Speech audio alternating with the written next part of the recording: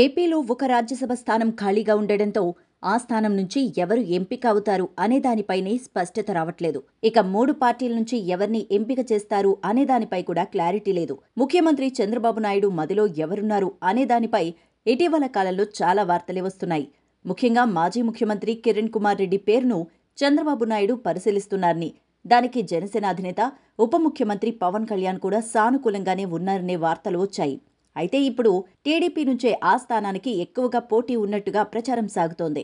టీడీపీలో ఓ కీలక నేత ఆ స్థానం కోసం ప్రయత్నాలు చేస్తున్నట్టుగా వార్తలొస్తున్నాయి. 2014-2019లో గుంటూరు పార్లమెంట్ స్థానం నుంచి విజయం సాధించిన గల్లా జయదేవ్ ఇప్పుడు రాజ్యసభ స్థానం కోసం ప్రయత్నాలు చేస్తున్నట్టుగా ప్రచారం. ఇటీవలే ఖాళీ అయిన 3 రాజ్యసభ స్థానాల్లో ఒక స్థానం కోసం ఆయన ప్రయత్నం చేయగా అందులో కేటాయించడం కుదరలేదు. ఇక ఇప్పుడున్న స్థానానికి ఖచ్చితంగా ఆయన ఎంపిక కావడం లాంఛనమే అనే అభిప్రాయాలు కూడా వ్యక్తమవుతున్నాయి. అయితే కిరణ్ కుమార్ రెడ్డి కూడా ఆ స్థానం విషయంలో పట్టుదలగా ఉండడంతో చంద్రబాబు నాయుడు ఎవరి వైపు మొగ్గు చూపుతారు అనేది క్లారిటీ లేదు. అయితే గల్లా జయదేవ్ విషయంలో బీజేపీ అగ్రనేతలు అంతా సానుకూలంగా లేరు అనే విషయం కూడా అర్థమవుతోంది. 2018లో పార్లమెంట్లో గల్లా జయదేవ్ చేసిన వ్యాఖ్యలు అప్పట్లో ఎంతో సంచలనంగా మారాయి. ప్రధానమంత్రి నరేంద్ర మోదీని టార్గెట్ చేసుకొని మిస్టర్ ప్రైమ్ మినిస్టర్ అంటూ ఆయన మాట్లాడారు.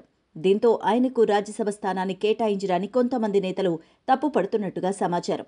అయితే గతం గతః అన్నట్టుగానే చంద్రబాబు నాయుడు కూడా వ్యవహరిస్తున్నారని, గల్లా జయదేవ్ పార్లమెంట్లో ఉంటే ఖచ్చితంగా తనకు ఉపయోగం ఉంటుందని చంద్రబాబు భావిస్తున్నట్టుగా తెలుస్తోంది.